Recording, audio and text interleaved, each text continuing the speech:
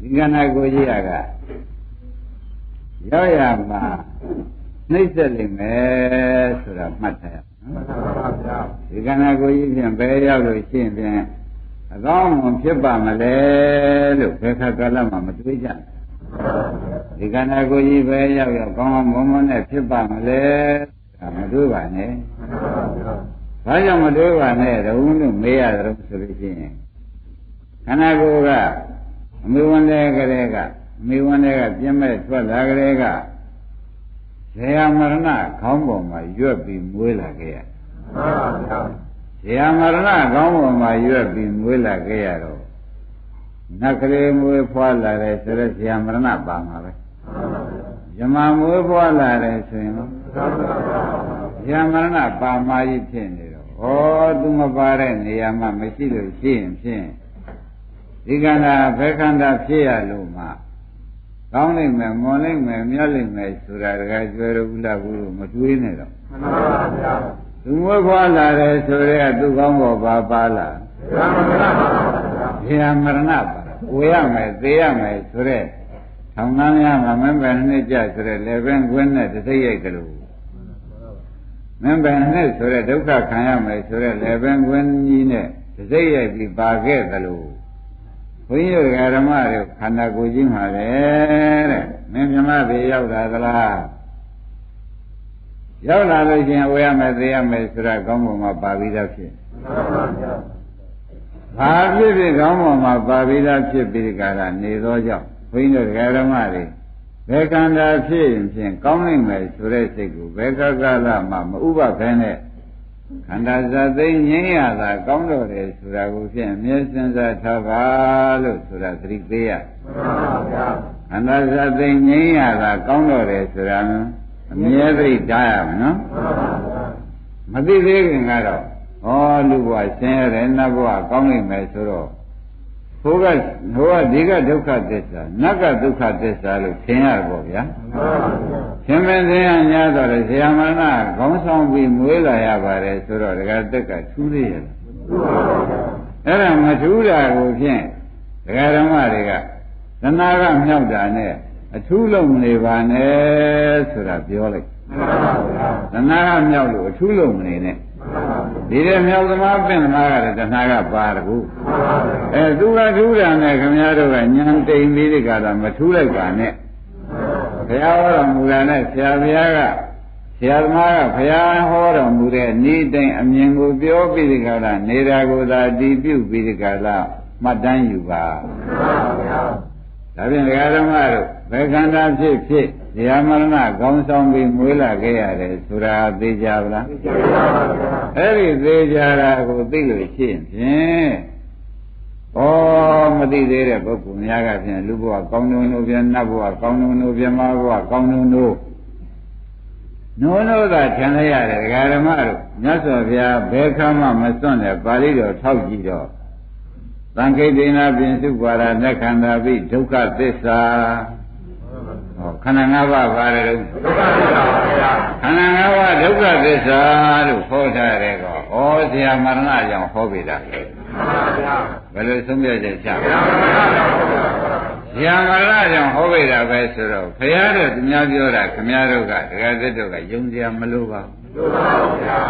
သံဃိတေနာအကျဉ်းအဖြစ်ငါပြောရလို့ရှင်ပြင်စုပါရဏေခန္ဓာဥပါရဏေခန္ဓာတို့ဒုက္ခသစ္စာတို့ကြီးပဲဒုက္ခသစ္စာကြီးပဲလို့ဟောထားဖို့ဥပအောင်တို့ကဘာမှစက်တွန်တက်ခြင်းသေးမတက်ပါနဲ့တော့တဲ့အတ္တဇဝဇနံဗုဒ္ဓံဆိုတဲ့အတိုင်း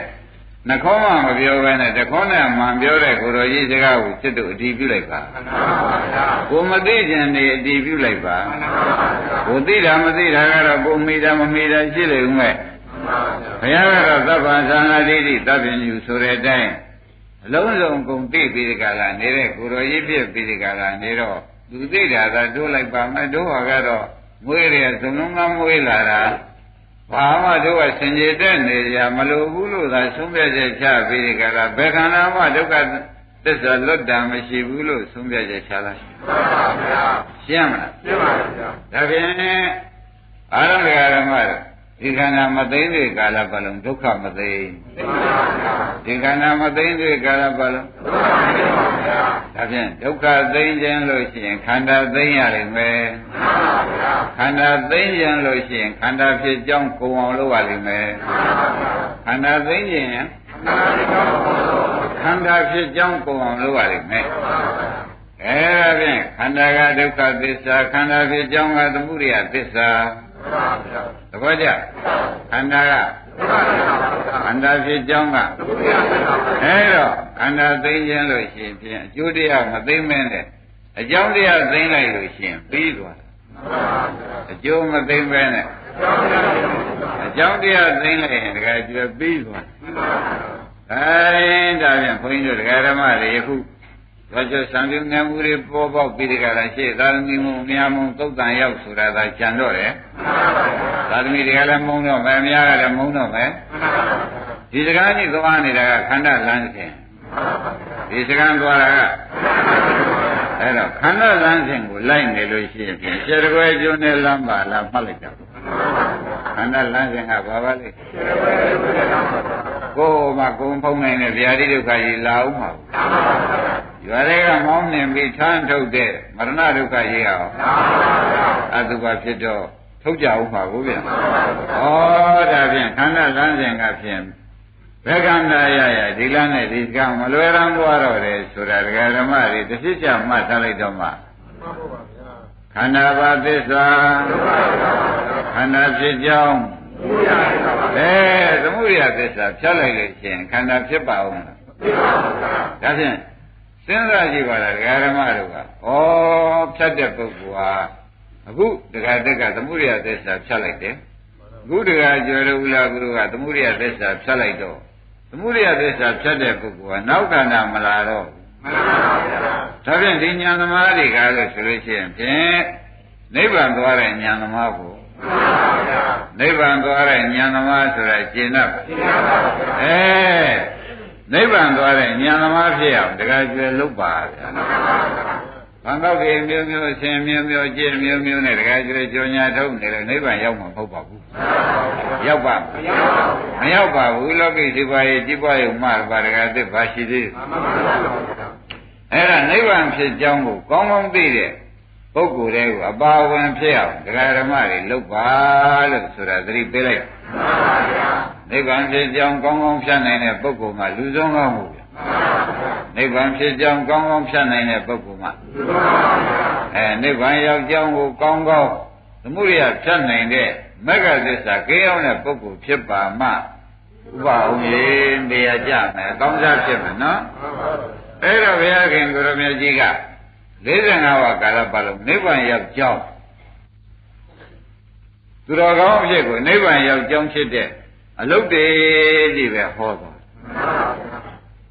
တချို့ကြတယ်သုက္ကတိရောက်ကြောင်းပဲဟောသွား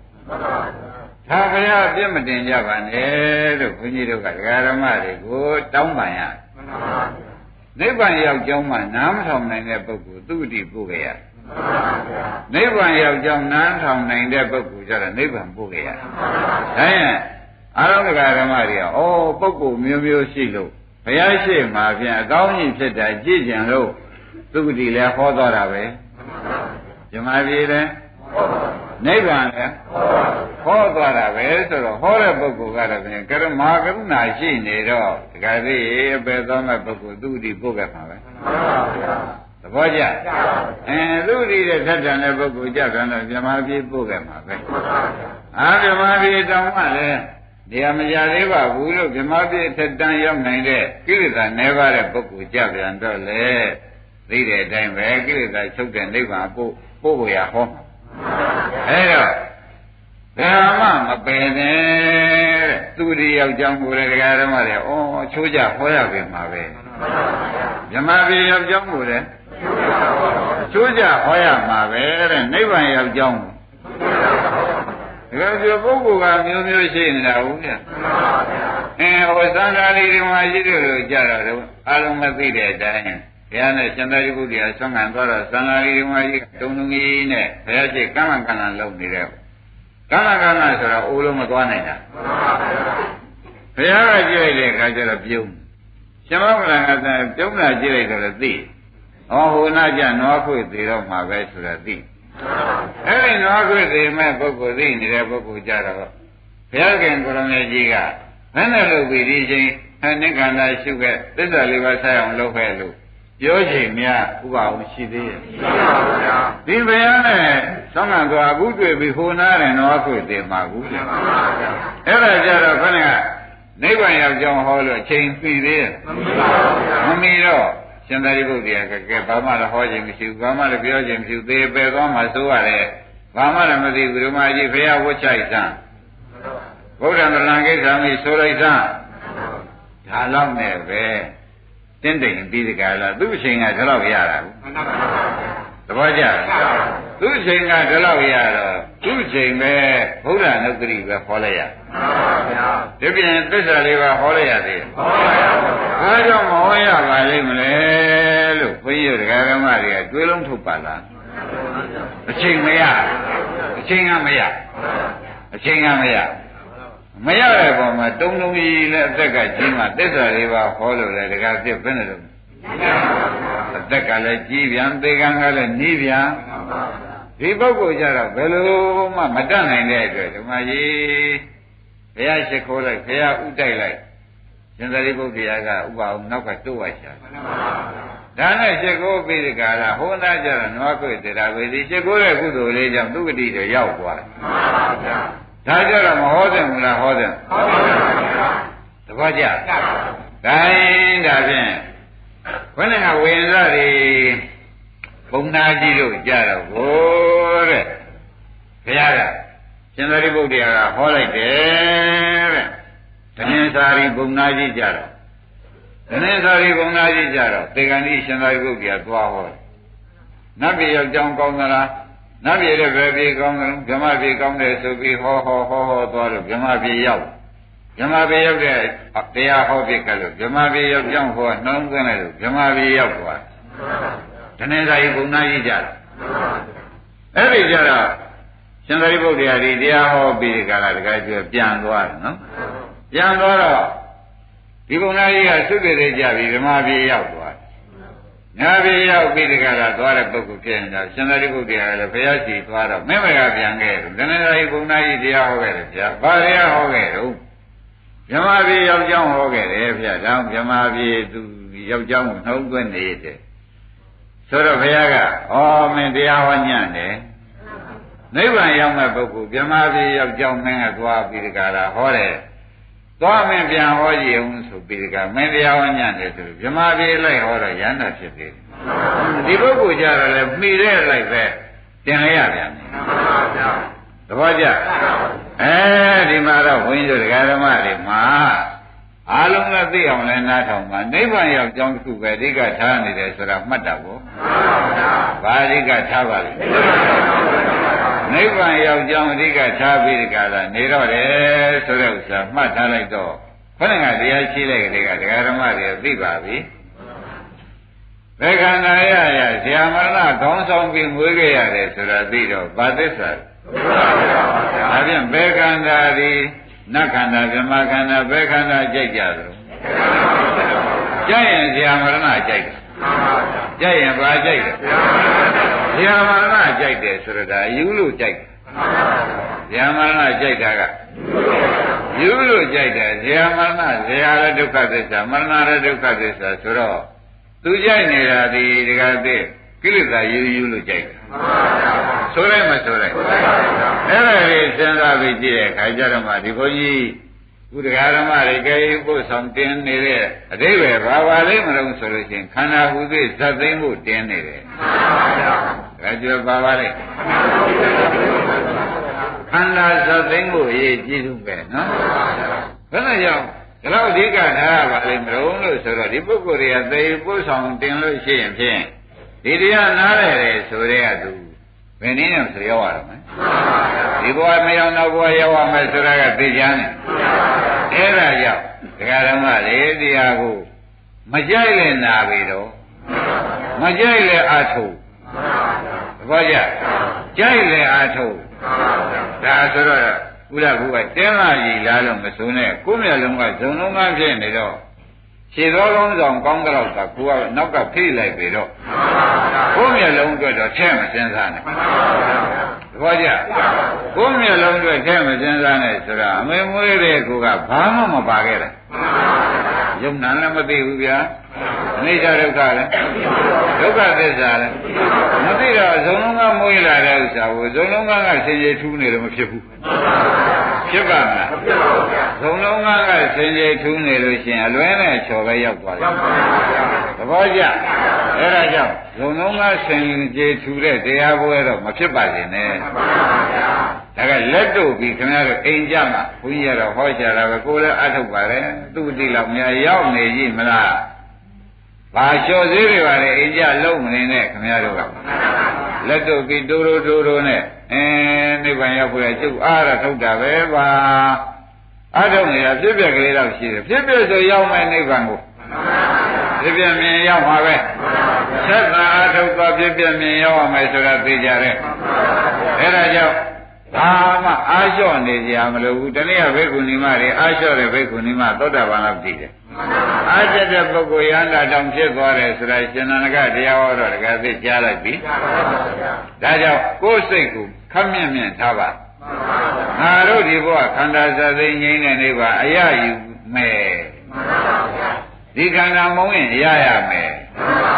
သဘောကျဒီခန္ဓာမုံရင်ရရမှာဧကံဖြစ်နေတဲ့ကရမရပါမလားဆိုတဲ့သံဃာဝိရိကိစ္စတွေမသုံးပါဘုန်းကြီးပဲရေဝန္တာတောင်ခံဖို့အင်္ဂုတ္တပါဠိတော်မှာဒီဘဝမရတဲ့ပုဂ္ဂိုလ်နောက်ဘဝရဒီဘဝရပြီးတဲ့ပုဂ္ဂိုလ်နောက်ဘဝကိစ္စပြီးတာပဲသဘောကျအဲ့ဒါသေချာသိနေတော့ဘယ်ခန္ဓာကောင်းတယ်ဆိုတာဖြင့်မယောင်လိုက်ပါနဲ့သဘောကျဘယ်ခန္ဓာကောင်းတယ်လို့ပြောလို့ရှိရင်ဘယ်မှအသုဘချကြမပါဘူးဗျတွက်စမ်းကဲဘယ်ခန္ဓာကောင်းတယ်ဆိုရင်ဖြင့်ဘယ်ခန္ဓာအသုဘချရတယ်လို့ပြောစရာကိုမလာဘူးတကယ်သိစဉ်းစားကြည့်စမ်းအားလုံးဓမ္မတွေပေါ်ကြဘယ်ခန္ဓာကောင်းတယ်လို့ဆိုရင်အသုဘကိစ္စရှိရပါမလားအခုတော့ဘယ်ခန္ဓာလာဘာကိစ္စတွေကတွေ့ရအတုပကိစ္စတွေကတွေ့ရတယ်ရှင်လုံးလည်းကျင်ကြီးကျင်ငယ်ဆွမ်းရတယ်ဝန်းနဲ့အတုပတွေရှိလို့အတုပကိစ္စရွတ်ဆောင်နေရသဘောကျသေတော့လည်းသူများမရှိရှင်လို့သုတ်တသံပုတ်ပြီးတခါလေ၄ပေတွင်၆ပေတွင်နဲ့မှ၄ပေလောက်တူးပြီးပြုတ်ပြရနာမစောမဆိုးလို့ပေါ့ဗျာပေါ်ကြဒါပြန်ဘယ်ခန္ဓာဒီကောင်းတယ်လို့ဆိုတာခမည်းတော်ကျင်ကျင်ငယ်ဆွမ်းရတာထောက်သဖြင့်လည်းအတုပပဲရှင်လုံးလေဒီတဲ့ခါရွာပြန်ထုတ်မျိုးပြန်ထုတ်ရတဲ့ချင်းကြောင့်လည်းပါတော့ဒါပြန်ဘယ်ခန္ဓာကောင်းတယ်လို့ပြောနေလို့ရှိရင်အပြောသမားတာဖြစ်တော့မယ်အလုတ်ကပြမကောင်းတာအမှန်ပဲပေါ်ကြအဲ့တော့နိဗ္ဗာန်သဘောကျကြံလို့ရှိရင်လည်းဒကာဓမ္မတွေခါကြမ်းကြမ်းမဲ့ခွန်ကြီးကပြောပါမယ်ခန္ဓာကဒုက္ခသစ္စာခန္ဓာဖြစ်ကြောင်းကအဲ့ဒီသမုဒိယသစ္စာကိုမဲ့နဲ့ဖြတ်နေတဲ့ဥပဒနာမဲ့နဲ့ဖြတ်နေတဲ့ပုဂ္ဂိုလ်ဒီပုဂ္ဂိုလ်ဟာဒုက္ခမရောက်မဲ့ပုဂ္ဂိုလ်ပဲဆိုတာသိကြတယ်ဒုက္ခမရောက်မဲ့ပုဂ္ဂိုလ်အတုပမဖြစ်မဲ့ပုဂ္ဂိုလ်ပဲဆိုတာဟောအဲ့ဒီတွေကနိဗ္ဗာန်ဆိုတဲ့ဥစ္စာဩနိဗ္ဗာန်ရောက်ကြောင်းအလုံးလုံးတဲ့ပုဂ္ဂိုလ်ဒုတိယဒီပုဂ္ဂိုလ်ဖြစ်နေလုံးတော့အတုပဇတ်သိနေတာဘာဇတ်သိနေတာအတုပဇတ်သိနေတဲ့အလုပ်ကိုခင်ဗျားတို့ကဒီအနာပေါက်နေတဲ့ဥစ္စာအနာပြောက်တဲ့အလုပ်လုပ်တဲ့ဥစ္စာပဲဒါဆေးကောင်းဝါကောင်းမှတပါဒီချင်းမှတပါမိဝဲစရာမရှိဘူးဆိုတာကိုကိုယ်စိတ်ထဲဆုံးဖြတ်ဖို့ပေါ့ပေါ်ကြခိုင်းဒါဖြင့်ဒကာဓမ္မတို့အတုပဇတ်သိတဲ့တရားကိုဟောကြပါစို့အတုပဇတ်သိတဲ့တရားဆိုတဲ့ဥစ္စာကရှင်းရှင်းလေးမှတ်ထားတော့တဏှာသိတဲ့တရားအတုပဇတ်သိတဲ့တရားဆိုတော့ဘာပါလဲရှင်းရှင်းမှတ်လိုက်တော့ဒါပဲရရှင်းရှင်းမှတ်တော့တဏှာမလောင်သိနိုင်တဲ့ပုဂ္ဂိုလ်တားနိုင်တဲ့ပုဂ္ဂိုလ်ဒကာကျွေအတုပဇတ်သိတဲ့တရားဒုက္ခဇတ်သိတဲ့ပေါ်ကြဟောဒါရင်ဘုန်းကြီးတို့ဒကာဓမ္မတွေအတုပလည်းဇတ်သိပါတယ်ဒုက္ခလည်းဇတ်သိပါတယ်ဆိုပြီးကြိုက်ပြီဘုရားဆိုပြီးဒီဘယ်လုံးတညီလုံးဆုံးဖြတ်ချက်ချဖို့ပဲသ ဘွယ်လုံးတနည်းမျိုးဆုံးဖြတ်ချက်ချဖို့ပါပဲဆိုတာသိကြကြဒါပြန်ဥပမာတရားတွေအတုပါနဲ့ဒုက္ခသိမ့်မဲ့တရားဘာတရားပါလဲဒီထဲကမှကျုပ်ပြန်ဟောတော့ဟောတာပဲတရားကနာလို့ကိုမဖြစ်ဘူးဆိုလို့ရှိရင်ဖြင့်အတုပနဲ့ဒုက္ခသိမ့်တာသူဟာနားကိုမလဲလို့ပဲအတုပဒိဋ္ဌဒုက္ခသိမ့်မှာကြောက်လွန်းလို့ပဲဆိုရဘူးလားအဲ့တော့ကိုခင်ဗျားတို့တိရစ္ဆာန်မိုက်မမိုက်ပါနဲ့လို့ဆိုတာရှင်းပိုင်းကစကားပြောတာတိရစ္ဆာန်မိုက်ဆိုတာကတိရစ္ဆာန်ဝေကောင်ဂုဏ်အနာရှိလို့ဒီကဆေးရကြီးတွေနဲ့ဒီနိုင်နေနဲ့ဥပေမလို့ဆေးွက်ကရင်ပြေးတယ်ဘာဖြစ်လို့တော့လို့မေးလို့ရှိရင်အနာရှိမှန်းကလည်းမသိအနာကုပေမဲ့ကျေးဇူးရင်လို့အဲ့ဒါမသိဖြစ်ဖြစ်အနာရှိမှန်းလည်းမသိအနာကုပေမဲ့ကျေးဇူးရှင်ရလို့ဒီအခုယုံနာဓမ္မတွေဇတ်သိမ်းတဲ့တရားကိုဟောလို့မကြိုက်လို့ရှိရင်ဖြင့်ခွေးနာလည်းပင်ရတဲ့သိကွက်ကင်လို့ပြေးတဲ့ခွေးမျိုးတွေကကျွတ်တို့အတူတူဖြစ်နေမဖြစ်ဘူးလားဖြစ်အဲ့ဒါသေချာစဉ်းစားတော့မှဩတို့ဟာမကြိုက်လေဒီလိုလုပ်ရမှာပဲကြိုက်လေလုပ်ရမှာပဲတို့ဟာပြင်ခွေးနာဖြစ်နေပြီခွေးဆိုတာတိရစ္ဆာန်ကိုဗျဘာမှမသိတော့သိကွက်ကင်ရင်သူခဲကင်နဲ့မှပြီးပြေးရင်ပြေးမယ်အဲ့ဒါကြောင့်ဘယ်ဓမ္မတို့မကြိုက်လေနာဟုတ်လားကြိုက်လေနာအထုပ်ဒါလောက်ရမယ်စကန်းဆိုတာပေါ်လားဒါခတ်မာမာနဲ့ခတ်တင်းတင်းပြောတယ်လို့တခါသိကမဆိုနဲ့နော်မသိတဲ့ပုဂ္ဂိုလ်တွေကလည်းရှိသေးဘူးမရှိပဲဘူးလားရှိပါဘူးငင်မတ်တွေနာပြီးကြလားနတ်ပြည်ကောင်းတုံးတို့ဗြဟ္မပြည်ကောင်းတုံးတို့ဇေယမရဏလည်းသွားမရှိဘူးအဲ့ဒီကောင်းတုံးတို့သမားတွေကိုကိုဟာကဒကာဓမ္မတို့ခွေးနာဥပမာနဲ့ဟပ်ပြီးဒီကလာခမည်းတော်ကိုပြောလိုက်တာမနာပါနဲ့ဒီလိုဖြစ်เสียတွေကမြင်းနေလို့ဒါဖြင့်ဒကာဓမ္မတို့ပြောကြဆိုတော့သနာစသိမ့်ခန္ဓာသိမ့်တဲ့တရားပြောကြဆိုသနာစသိမ့်ခန္ဓာသိမ့်တဲ့တရားကတော့ဒကာဓမ္မတို့လွယ်ပါတယ်ဝိပဿနာရှုနိုင်လဲရှုမရှုနိုင်လို့ယတ္တကယတ်နိုင်လဲယတ်ဒီနှမျိုးရှိယတ္တကရနိုင်ရင်လည်းရပ်ဖို့ပဲဝိပဿနာရှုမှပဲတပည့်ရတော့ယတ္တကရပ်လို့ရတယ်ဆိုလို့ရှိရင်လည်းဝိပဿနာနဲ့ရှုလိုက်တော့ဒါဖြင့်တခါကျွယ်နိဗ္ဗာန်ရောက်ကြောင်းနှမျိုးယတ္တကရပ်နိုင်ရင်လည်းနိဗ္ဗာန်ရောက်တယ်ယတ္တကမရပ်လို့လွန်သွားမှဝိပဿနာရှုရင်လည်းဒါဖြင့်ယတ္တံကရ၍နိဗ္ဗာန်ရနိုင်တာကတစ်မျိုးဘာကြမရနိုင်တဲ့ပုဂ္ဂိုလ်ဝိပဿနာရှုမှရနိုင်တဲ့နိဗ္ဗာန်ကတစ်မျိုးလို့ဆိုတာနှမျိုးပြနော်ကဲဒီနေ့တော့ပြန်အချိန်ကဒကာဓမ္မတို့ယတ္တံကရတဲ့အချိန်ကိုပြောရတယ်ယတ္တံကရတဲ့နဲ့နိဗ္ဗာန်ရတာပြောရတယ်ယတ္တံကရတဲ့နဲ့အဲ့ဒါကြတော့ဒကာအားလုံးပဲနှစ်တိုင်းလဲဟောနေလို့ဒကာကျော်တွေလည်းသိပါလိမ့်မယ်ဘုရားခင်ကိုရမေကြီးရှိရင်ခါတုန်းကမာလုံကြဗုဒ္ဓ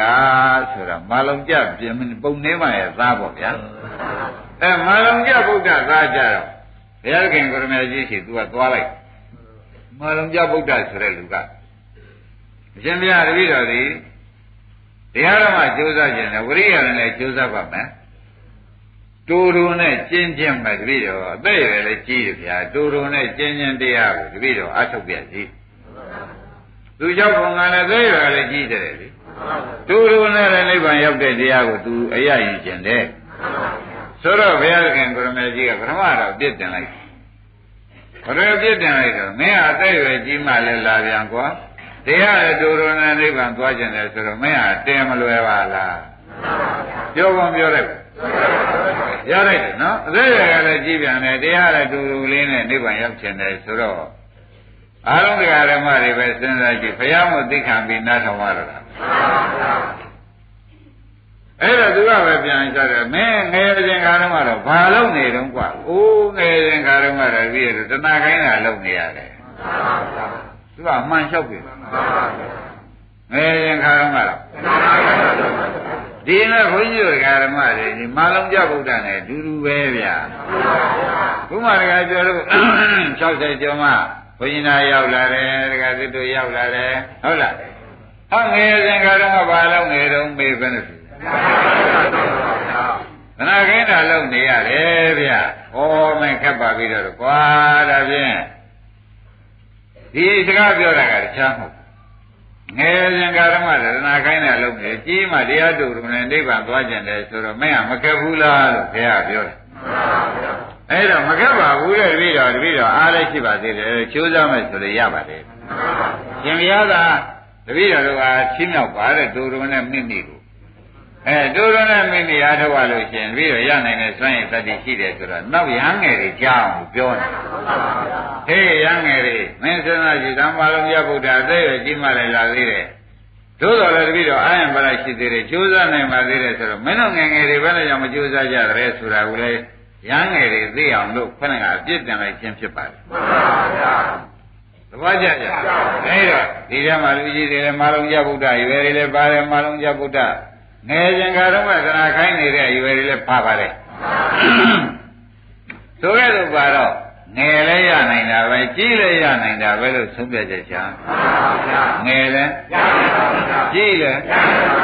လုံးလဝရိယနဲ့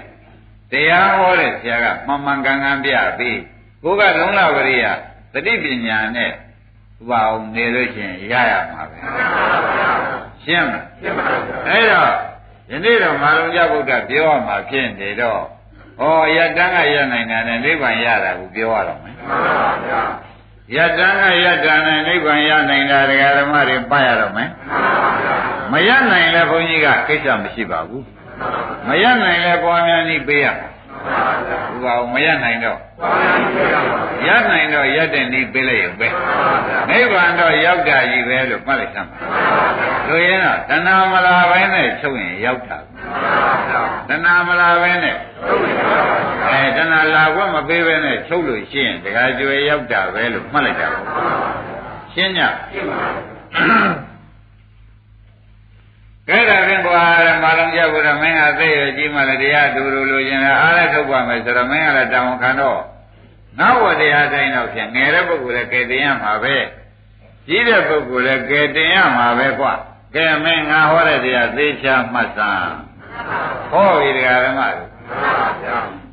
ဥမာမယ်တဲ့ငါပြောပြပါမှာကွာတဲ့ဘာနဲ့ရတဲ့သည်ဆိုတဲ့ဥစ္စာတရားဓမ္မတို့မြင်လည်းမမြင်ဘူးကြပါဘူးမြင်ဘူးကြမြင်လည်းမမြင်ဘူးနော်ယခုပြစ္ဆုတ်ပံစားဖို့ရမစားဘူးတော့ဘာနဲ့ရတဲ့ဒီလို့ပြောလိုက်တာလဲကြားလိုက်တာစားကျင်တဲ့စိတ်ကလေးပေါ်ရလားဘာကြောင့်မြင်လည်းမမြင်ဘူးစားလဲနောက်စားပါစေလို့လည်းတောင်းတသေးရဲ့ဘယ်နဲ့ကြောင့်တော့မဲတော့မြင်လည်းမြင်ဘူးစားလည်းမစားဘူးသဘောကျမြင်မှုတယ်လည်းမဟုတ်ဘူးစားစေဆိုလို့ရှိရင်လည်းပြစ္ဆုတ်ပန်စားစေဆိုလို့ရှိရင်လည်းနောက်ထပ်တောင်းတဥမှာပေါ့ဗျာအခုတော့ပြင်ဒကာဓမ္မတွေမြင်လည်းမမြင်ဘူးကြားလည်းမကြားဘူးစားလည်းမစားဘူးဖြစ်ကြားလည်းစားလည်းကြားလည်းမကြားဘူးစားလည်းမစားဘူးဆိုတော့ကြားတော့ကလည်းကကျုပ်ပြန်လွန်ပါရဲ့ဆိုတာလည်းမလားပါဘူးစားလည်းမစားဘူးတဲ့အတွက်စားကျင်တယ်ဆိုတာကြားတော့ကလွန်တာလဲဆိုတာလည်းလောဘပဲဟုတ်လားစားလည်းစားရမဟုတ်တော့စားကြံလိုက်တာဆိုတဲ့စားဘူးချင်းကြောင့်စားကြံလိုက်တာဆိုတဲ့အာသာကောလာလေးဒါဖြင့်ကြားခြင်းကြောင့်လည်းလောဘမလားသဘောကျမစားဘူးသောကြောင့်လည်းစားခြင်းစိတ်ကကြားဘူးချင်းမကြားဘူးသောကြောင့်လည်းကြားခြင်းကြောင့်တဏှာလာရလားမစားဘူးသောကြောင့်လည်းနောက်စားခြင်းနဲ့တောင်းတာတဲ့တဏှာလာရလားဒါဖြင့်သူ့မှာတဏှာမလာဘူးကြားကမြတ်မှတ်တာပဲဘယ်လိုပါလဲကြားကမြတ်မှတ်တာပဲသူကဗာဏိယသေတိလို့ပြောတော့ဩဗာဏိယသေတိဆိုတာကြားလိုက်တာပဲရှိတာပဲ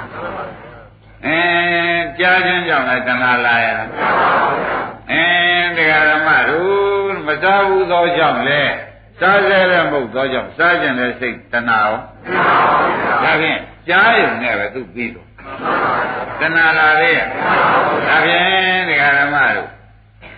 ဒါကသေသည်ရှင်းအောင်ပြောလိုက်ခြင်းဖြစ်ပါတယ်တဲ့ကဲတခုသောရှင်းလေးကိုရှင်းကလည်းမမြင်ဘူးရှင်းကအခုလည်းမြင်စေမဟုတ်မြင်စေမဟုတ်တဲ့ပုဂ္ဂိုလ်အဲ့ဒီလိုခင်ဗျားတို့အဲ့ဒီလိုရှင်းကလည်းမမြင်ဘူးယခုလည်းမြင်စေမဟုတ်ဘူးဆိုတော့ဝိတ္ထုပစ္စည်းတစ်ခုကိုခင်ဗျားတို့လေမြင်ရပါလို့ဤလို့တောင်းတာအောင်လားဘာကြောင့်လဲရှင်းကလည်းမမြင်ဘူးယခုလည်းမြင်စေမဟုတ်ရှင်းကလည်းယခုလည်းအဲ့ဒါမြင်လည်းမမြင်ဘူးမြင်စေလည်းမဟုတ်တာကိုနောက်ထပ်ဓာမျိုးမြင်လိုက်တာလို့လာသေးရဲ့တဏှာကိုမလာပါလားအဲ့ဒီသဘောမျိုးလို့ပဲတဲ့ခင်ဗျားတို့အရှင်းလေးမြင်တယ်ဆိုတော့မြင်အရှင်းလို့သိပြီးစိတ်ထဲကဘာမှမဆက်နဲ့တော့အရှင်းလေးမြင်မိတာဖြူတယ်ဆိုဖြူတာလေးသိပြီးရပ်ပလိုက်နေတယ်ဆိုရင်နေတာလေးသိပြီးရပ်ပလိုက်တယ်နေတာလေးလို့သိပြီးရပ်ပလိုက်နေတယ်သိတယ်ဆိုပြီးတော့ကာလဒါဖြင့်စိတ်မလာရင်းနဲ့တော့ကဲဒါဖြင့်ချိုးတာကိုချိုးမှန်းသိပြီးရပ်ပလိုက်ရှင်နာကိုစားပြန်နွေးတာလေးကြည့်ပြန်လားနွေးတယ်လို့သိပြီသို့တော်တဲ့သမင်ညပါရမီသမင်ညညာနဲ့ဆိုရင်ဒါမရနိုင်ဘူးမရနိုင်ဘူးဘာကြောင့်လို့ဆိုတော့ခမည်းတော်ကအမှန်အပြေးတန်တဲ့ပုဂ္ဂိုလ်ခမည်းတော်အဝေးကြီးကပြေးလာတဲ့ပုဂ္ဂိုလ်ဖြတ်ကနေလမ်းခမည်းတော်ကဥမာမှာခိုင်း20လောက်ပြေးမဲ့ဥစ္စာပဲ15ခိုက်လောက်ကနေပြီးလက်လန်းဆွဲလိုက်လို့ရှိရင်သူကခိုင်း20ပြေးမဲ့ပုဂ္ဂိုလ်တခါတက်က15ခိုက်ကနေဆွဲတော့သူမှအားရှိတော့မနေဘူးလားအဲ့ဒါလက်လန်းဆွဲရင်သူဟာထိုးလဲလိမ့်မယ်မလဲပဲဘယ်နဲ့ကြောင့်လဲကြတော့မေးတော့ရှိလို့ရှိတော့သူကပြင်းနေကြတယ်အချိန်မတတ်နိုင်ဘူးသဘောကျပြင်းနေကြအချိန်မတတ်နိုင်ဘူးဆိုတာပေါ်ကြခင်ဗျားတို့ကလည်းခုမှဒီဥစ္စာကိုမြင်တာမြင်ုံနဲ့ရအချိန်တတ်မရဘူးဖြင့်ခင်ဗျားတို့လာတယ်မယ်သဘောကျဗလားကြားတာကြားရုံနဲ့ရပါဆိုရင်မဟုတ်ဘူးကြားလို့ကိုကျုပ်ကမကြည့်ဘူးဗျခင်ဗျားတို့မကြည့်လည်းပဲလှည့်တယ်သွားဟုတ်လားမြင်တာနဲ့ကိုကျုပ်ကစိတ်ပြက်လာတယ်ဗျဟောစိတ်ပြက်တယ်ပဲလှည့်တယ်မခင်ဗျားတို့မြင်ရတာနဲ့ကျုပ်ကပြဗျာဒီဥစ္စာကိုဘဝကအကြောင်းထင်ပါရဲ့ခင်းကြခင်ဗျားတို့ရောက်လို့ကိုမရဘူးဘယ်နဲ့ဖြစ်နေအပြေးကတည်းကတန်ဘူးရိပ်မိဗလား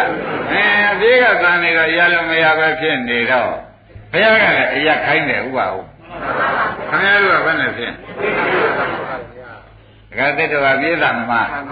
အပြေးလာမှာဆိုတော့ရပ်ပါဆိုလို့ရှိရင်ရမရဘူးသဘောကျရပ်ပါဆိုလို့ရှိရင်ရမရလို့ရှိရင်ဖြင့်တဲ့ဟာထိုးလည်းမလဲစီနဲ့တော့သူ့တရားတစ်မျိုးပေးမှပဲရမလုံးကြဗုဒ္ဓကဒီတိုင်းပေးတာမြင်တာမြင်တယ်သိတယ်ဆိုရလိုက်ကွာကြားတာကြားတယ်သိတယ်ဆိုရင်ကြားတာကနားကကြားတယ်သိတာကအသံလို့သိတယ်ရလိုက်ဆိုတော့ဒီသံနာထားတယ်ဆိုတာခင်ဗျားတို့ကလာဦးမှာရမဲ့လူစားတယောက်မှမပါဘူးမှာပါမလားရမဲ့လူစားပါကိုမပါတော့ဒီကမဒီကတွေတော့ဖြင့်မာလုံရဗုဒ္ဓဝတ္ထုကိုရှိလို့သာဟောရတယ်တို့ဒကာဓမ္မတွေကအချိန်ကမနသန်တယ်ဆိုတဲ့ဥစ္စာဒကာသိပြီးသားသာရဒကာရောပါဠိတော်ဒီတိုင်းပဲမြင်တယ်သိတယ်ရက်လိုက်ဒိဋ္ဌိဒိဋ္ဌမတ္တကိုဒိဋ္ဌိဒိဋ္ဌမတ္တမြင်တယ်သိတယ်တော်ပြီကြားတယ်သိတယ်စားတယ်သိတယ်နားတယ်သိတယ်အသိုံတော့အပြစ်မရှိပါဘူးအခုတော့ခင်ဗျားတို့သိလို့ကိုပဲကျုပ်ကမကျေနပ်တာခင်ဗျားတို့ရှေးတဲ့ဖြစ်ချင်းမှရလို့ရကြရမရဘူးတဲ့မရတော့ဒကာဓမ္မတွေအတွက်တရားတစ်မျိုးပဲဘုရားဟောတော်မှာဒါကြောင့်ရရှင်းကြောင့်နိဗ္ဗာန်ရောက်တဲ့တရားတစ်မျိုးဘွားခြင်းကြောင့်နိဗ္ဗာန်ရောက်တဲ့တရားတစ်မျိုးမပေးရဘူးလားပေးရမှာပဲဆိုတာတကယ်ပြောလို့ရိပ်မိပဲဒါဖြင့်တကယ်သိငါလုံးကြဗုဒ္ဓတော့ဖြင့်တဲ့မြင်တယ်သိတယ်ဆိုရပ်ပလိုက်တာ ကြားတယ်သိတယ်သဘောကျအဲ့လိုရပေးတယ်ပြိုက်တော့ကြံတယ်သိတယ်ဆိုပြီးတော့ဒေါရ6ပါးစလုံးသူကသိပြီးရတာကြီးပဲနောက်ဆက်တွဲမလာဘူးသဘောကျခင်ဗျားတို့ကတော့စိတ်ကူးရှည်သမားတွေကိုကြံတယ်သိတယ်ဆိုလို့ရှိရင်နေသမအောင်စိတ်ကူးကောင်းတော့ရှိသေးတယ်စိတ်ကူးလူစိတ်ကူးမရှိရင်ပဲခင်ဗျားတို့ကတယောက်တယောက်ကဲရနေတဲ့လူတွေစိတ်ကူးရှည်မှခင်ဗျားတို့ကကျင်တတ်တဲ့ပုဂ္ဂိုလ်တကယ်ကြော်ရမယ်စိတ်ကူးရှည်လိုက်တာဟမ်ဟောဒီပုဂ္ဂိုလ်ကနေပြီးအဖြစ်ပဲလို့ဖြစ်လာနိုင်မယ်ဆိုတော့ရှည်လိုက်သေးမရှိဘူးလားရှည်တယ်ပဲဆင်းတယ်ပဲတွင်းတယ်ဒါဘယ်လိုဖြစ်လာနိုင်မယ်ဆိုတဲ့ဥစ္စာကြောင့်မရှည်လိုက်တဲ့မြင်နေမြဲရမှာဝေးလိုက်တဲ့ဈေးကြောင်ဒီဥစ္စာဖြင့်ဘယ်ဈေးကြောင်ဖြင့်ဒီဥစ္စာလူကြိုက်မှာပဲကြောင်ဒီကြောင်စိတ်ကူးရှည်တွက်ချမချဘူးချစိတ်ကူးရှည်တဲ့ဘက်ကနေတော့မာလုံကြဗုဒ္ဓဝတ္ထုနဲ့ကြိုက်ကိုမကြိုက်ဘူးကြိုက်ပါမလား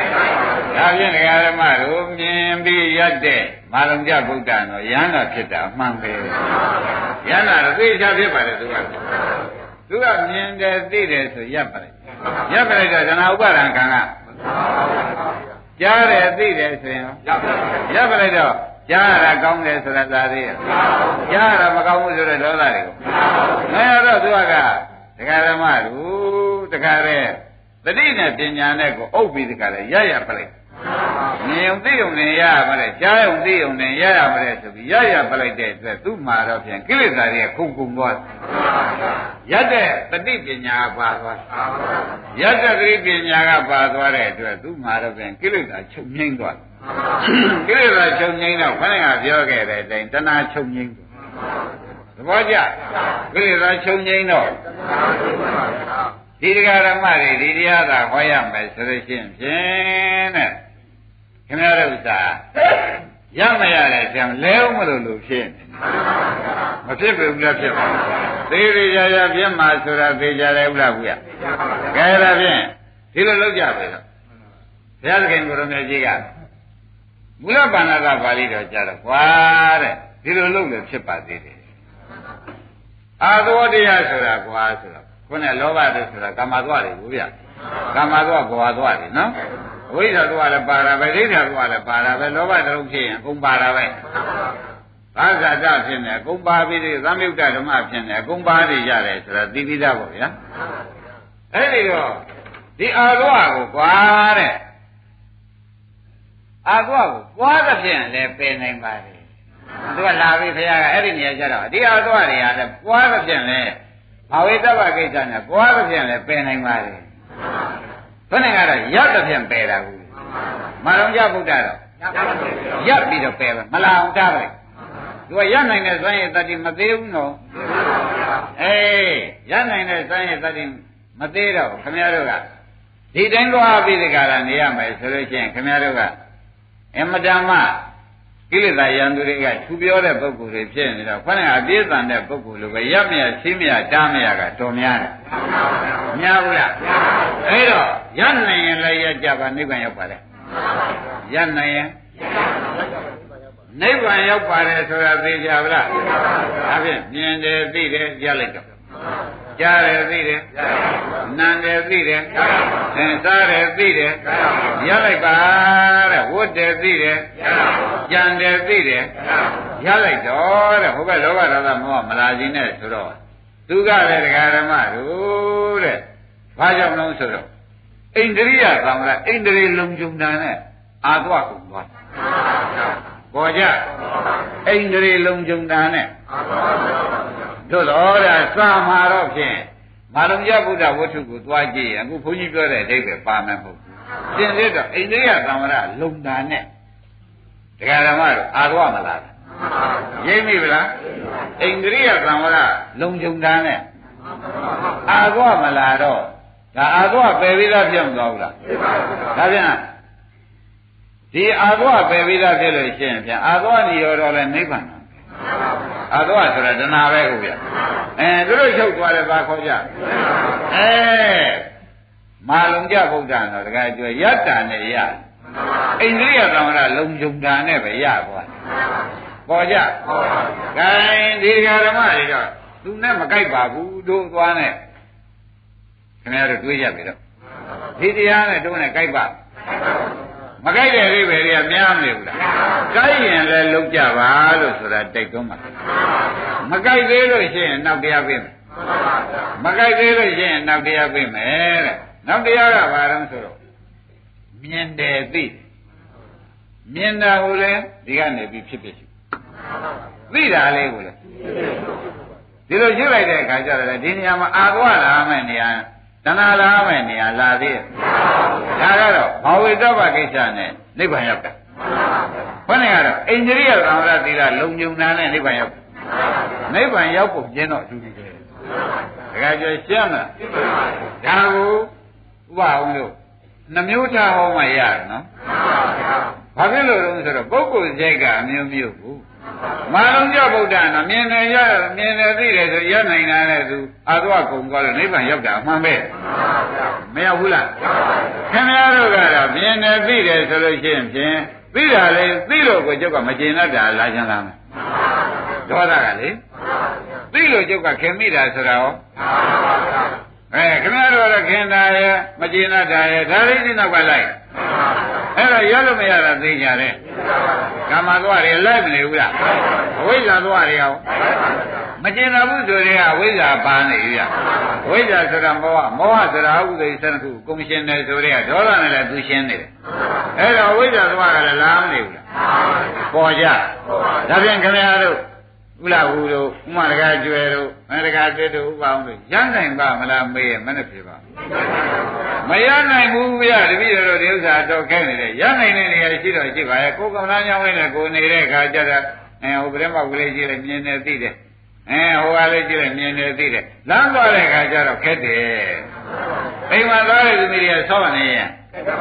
ခက်တယ်သွားတဲ့သူတွေကသုံးပြုနေရမကြရင်ခက်တယ်ဆိုတဲ့အိဗယ်တွေကမြင်မလားဘူးအဲ့ဒါကြတော့ကိုယ်ကဘာဝိတ္တပနဲ့ကံဘာဝနာနဲ့အာသဝပယ်ချကွာသဘောကျဘာနဲ့ပယ်ချဒါဖြင့်ဒကာဓမ္မတို့မြင်တဲ့စိတ်တော်လားဖြစ်ဖြစ်ရှုသဘောကျသိတဲ့စိတ်တော်လားအဲ့ဒါဖြင့်အဲ့ဒါမြင်တာရှုနိုင်လို့ရှိရင်လည်းသက္ကုဉ္ဉ္ရှုတာပဲသိတဲ့စိတ်ရှုနိုင်လို့ရှိရင်လည်းသိတဲ့ကာမဝဇ္ဇကုသိုလ်စိတ်ရှုတာပဲရှုကျင်တာရှုတဲ့မြင်တာကဖြစ်ဖြစ်ရှုတာကမဲသူဘာဝိတ္တဝကိစ္စကိုသိတာကဖြစ်ဖြစ်ရှုတာကမဲ့မြင်တာကမြင်တဲ့မျက်လုံးလေးကိုပဲဖြစ်ဖြစ်ရှုပြပါသိတဲ့ဝင်ရစိတ်ကလေးကိုပဲဖြစ်ဖြစ်ရှုပြလိုက်တော့လေခေါင်းကတဏှာလာသေးဒီကြတော့ဒကာဓမ္မတွေကဘုန်းကြီးတို့ဒီမှာကိုယ်ွယ်စိတ်ကပေတရားနာနေတဲ့ပုဂ္ဂိုလ်ကအရှုသမားအယတ္တမဟုတ်သဘောကျအယတ္တမတွေလားအရှုသမားတွေလားမေးရင်သင်ကြားအရှုသမားတွေဖြစ်နေတာကျွတ်တို့ဝါဒနာနဲ့ကျွတ်တို့ဩမာလံရဗုဒ္ဓနိဗ္ဗာန်ရောက်တယ်လေတစ်မျိုးပဲအာဘောမလိုက်ရောက်မြဲဘူးအာဘောမလိုက်အဲ့တော့ဒီမှာမလာရသဗ္ဗဒါနရှုလို့ရသဘောကျရနိုင်လို့ရ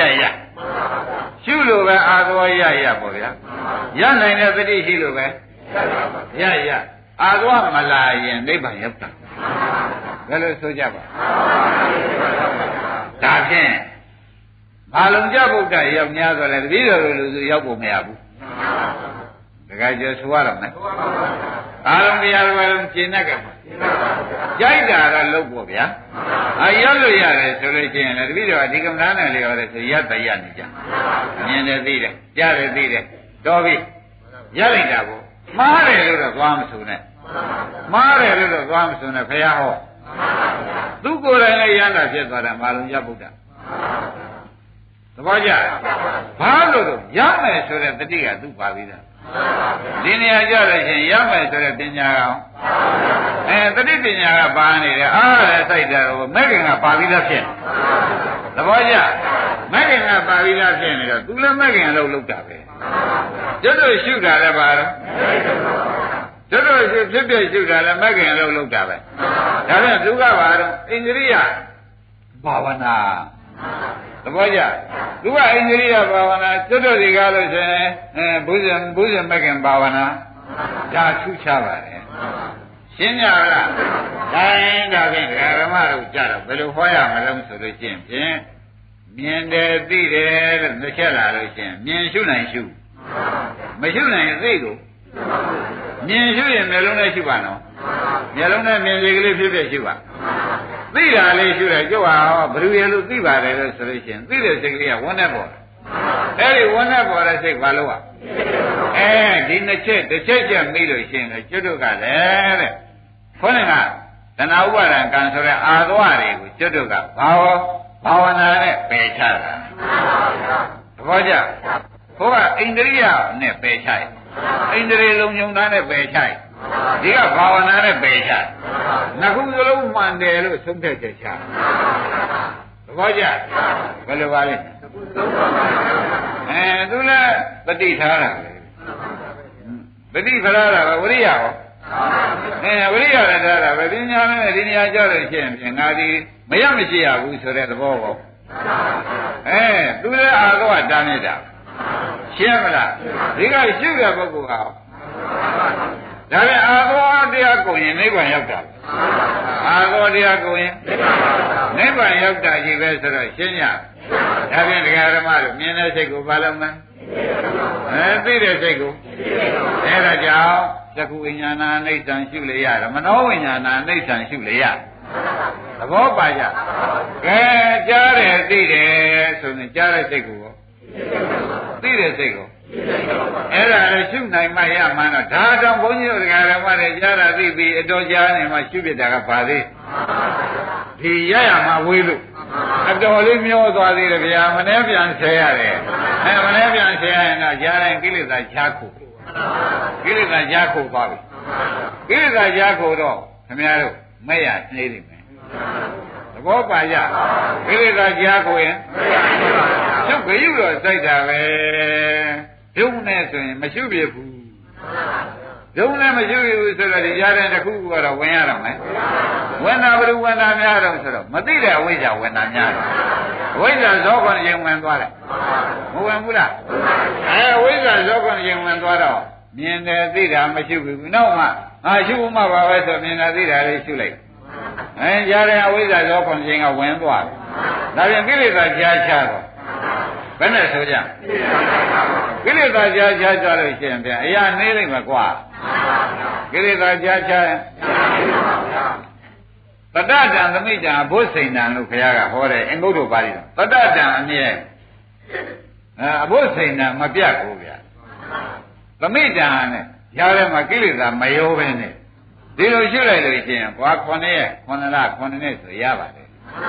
ညံရင်9ရက်ပါပဲမသိကြဘူးလားတို့တော့အခုဒီဃာရမတွေဘယ်နဲ့ကြောင့်မရပါလိမ့်မလို့ဆိုပြီးစိတ်တော့မပြတ်လိုက်နဲ့တပည့်တို့ဗျာဖြစ်ဖြစ်တွေလည်းမြင်ပါရတဲ့နိဗ္ဗာန်ကိုမတွေ့သေးဘူးဟာဒီဃာရမတွေမတွေ့တာသူများပြည့်လို့အောင်းမိမနေနဲ့နိဗ္ဗာန်မရှိလို့မတွေ့တာမဟုတ်ဘူးကိလေသာဈာချနေလို့ဘယ်လိုမှတ်ကြကိလေသာဈာချနေလို့မရလိုက်တာကိုတကယ်တက်တို့ကကံမကောင်းကြောင်းမသိလို့လည်းမယူနဲ့ရှင်းမလားဒီဘကကျွတ်မှကျွတ်ထိုက်ပါရလားလို့ပါရမီများကညံ့ရော်လားလို့ဒီဘက်လည်းဆင်ခြင်မသွားနဲ့သဘောကျ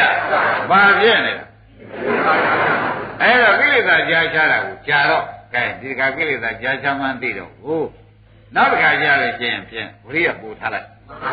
ဝိရိယပူထားလိုက်တဲ့အခါသေးနောက်တစ်ခါကျတော့မြင်တဲ့စိတ်ကလေးလည်းသိချင်မိတော့သိတဲ့စိတ်ကလေးကိုကြံတဲ့စိတ်ကလေးကိုသိတဲ့စိတ်ကလေးကိုအဲ့လိုသိသွားတဲ့အခါကျကြာတော့ဥပအောင်စိတ်မလာဘူးစိတ်လာတဲ့အခါကျတော့ဟိုဖြစ်ပြက်ကလည်းစိတ်မက်ကလည်းစိတ်ဖြစ်ပြက်နဲ့မက်နဲ့ကြားထဲမှာကိလေသာမချရင်9ရက်အတွင်းရဖြစ်ပြက်နဲ့မက်နဲ့ကြားထဲမှာကိလေသာမချရင်လောကုတ္တရာမဲ့9ရက်အတွင်းဖြစ်ဖြစ်ပြက်နဲ့လောကီမက်နဲ့ကြားထဲမှာကိလေသာမချရင်9ရက်နဲ့လောကုတ္တရာမဲ့ရမယ်ဆိုတော့သိကြပါလားအဲ့ဒါသေးသေးချာချာဟောပါတယ်သေးသေးချာချာဘုရားဟောတော်မူလို့ဘုန်းကြီးတို့ကရဲမသာဟောတာပါယောဂီကောရှိဘက်ကိုဣမေသတ္တသီတိပါဧဝံဘာဝေယသတ္တာဟံဘူးဗျာ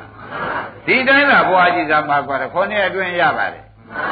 ဒါပြန်တွေ့ရလို့ဗျာကြားလဲကြားပြီဆရာဘုန်းကြီးနဲ့တွေ့နေတာကိုယ်လည်းလုပ်ရပါပဲဗျာဘယ်နဲ့ကြောင့်ဘာများဖြစ်နေတုံးလို့ဆိုတာမဲဖို့လိုသေးတာမလို့လို့ရှိရင်ကိုယ့်ဟာကိုယ်ခေါ်ရုံရှိတော့ ဘယ်နဲ့ခေါ်ကြကိလေသာကြာထိုးနေတယ်ဆိုတဲ့အိဗယ်ရှင်းမလားရှင်းပါဘူးအေးဒါကြောင့်ပါရမီကိုမချပါနဲ့တော့တခါပြမှားလိုက်တယ်ပါရမီမချပါနဲ့တဲ့ပါရမီချမယ်ဆိုလို့ရှိရင်ဒီဖြစ်ပျက်ကိုမတွေ့ပါဘူးသဘောကျပါရမီချမှာလားကိုယ်ဝရိယကကျဲနေသေးတာကဲဒါပြန်ဝရိယစိတ်ပြီးဒီကလာပေးလိုက်သမ်းပါဝရိယစိတ်ပြီးဒီကလာပေးလိုက်တဲ့အခါကျတော့ဖြင့်တဲ့ကိလေသာကြားထုတ်နိုင်တယ်မတိုးနိုင်တော့အဘယရတကုမာရမင်းသားတို့သုတ်တွေထောက်ကြည့်တဲ့အခါကျတော့အိုးဒီလိုသမင်းရှုသွားမယ်ဆိုကွာဆရာကောင်းနဲ့လည်းကြုံမယ်ဆိုလို့ရှိရင်ညနေရာထုံမနဲ့တောင်ရပါတယ်လို့ခင်ဗျားပြောလိုက်ပြီသဘောပါဒါပြန်မရမယ်နေကဖြင့်ဒကာဓမ္မတို့ကိလေသာကြားမခိုဖို့ဟာတော်တော်ရေးကြည့်ပါလားဘာရေးကြည့်ပါလဲဒါပြန်ဒကာဓမ္မတို့မြင်တာကိုလည်းဖြစ်ဖြစ်ရှုသိတာလားတစ်ချက်မိပဲရှင်နော်တစ်ချက်မိရင်ကိလေသာကြားမခိုဘူးကြားတာကိုရှုနေရှုသိတာကိုကြားတာကကြားတယ်ကြားတဲ့စိတ်ရှုသိတာကငှက်တာပဲခွေးတာပဲလို့သိရင်သိတဲ့စိတ်ပါလို့ကနာနာကိုမွေးတဲ့ကြံတယ်လို့သိတဲ့စိတ်ကောဖြစ်ဖြစ်ရှုပေစားတာလဲစားစိတ်ကလေးကိုတော့လကောချိုးလို့ရှင်တယ်သိတဲ့စိတ်ကလေးကိုအကုန်ရှုပါကြွားတာ6ပေါက်မှာတရားဓမ္မတော့ကုန်ရှုလိုက်ပြီဆိုမှဖြင့်ဘာဝနာကိစ္စနဲ့ကျွတ်တုကနိဗ္ဗာန်သွားတာဒီမာလုံကြဗုဒ္ဓကတဲ့တတိကိုထိမ့်ပြီးဒီကာလအာသွားပယ်သွားတယ်သဘောကျကျွတ်တုကဘာဝနာကိစ္စနဲ့အာသွားပယ်သူကဣန္ဒြိယသံဝရသီလတဲ့ကိစ္စနဲ့ပယ်သွားတယ်ရေးမိကြဒါဖြင့်ဒကာဓမ္မတို့သူ့နည်းနဲ့သူရောက်တာကိုလည်းအပြစ်မဆိုနဲ့ကိုနည်းနဲ့ကိုရောက်တာဝိတိကထားပေါ်ကြဒါဖြင့်ကိုနည်းကဖြစ်ပြရှိတဲ့ gain ဖြစ်ပြဆိုတာလည်းဒကာတဲ့အထူးရှာမှလားငကိုရှိလားမြင်တဲ့စိတ်ကလေးလည်းမြင်ပြီးပြတ်တာပဲကြားတဲ့စိတ်ကလေးရောကြားပြီးပြတ်တာလေနောက်ကနေသာခမရတော့ပြက်ပြီလို့သာသိလိုက်နေပါကြားတော့ဒီပြက်တွေကကိုယ်အသေးတွေဖြစ်လို့အပြက်တွေမုန်းပါလေကိုယ်အသေးတွေအပြက်တွေမုန်းတော့ကိုယ်ခန္ဓာကြီးကိုလိုချင်ပါအောင်မလားမလိုချင်မရတော့ခန္ဓာစသိမ့်တာပဲမလိုချင်တော့မရဒါဖြင့်အပြက်ကဒုက္ခသစ္စာအသိကမက္ခသစ္စာဟုတ်လားမလိုချင်တာကလိုချင်တာချုပ်သွားတာလိုချင်တဲ့သမှုရိယချုပ်သွားတာကသမှုရိယသေးတာသူသေးခြင်းကြောင့်နောက်ခန္ဓာမပေါ်တာကနိရောဓသစ္စာရိမ့်မိဗလား gain ယနေ့ဒီရင်တော့ကြတယ်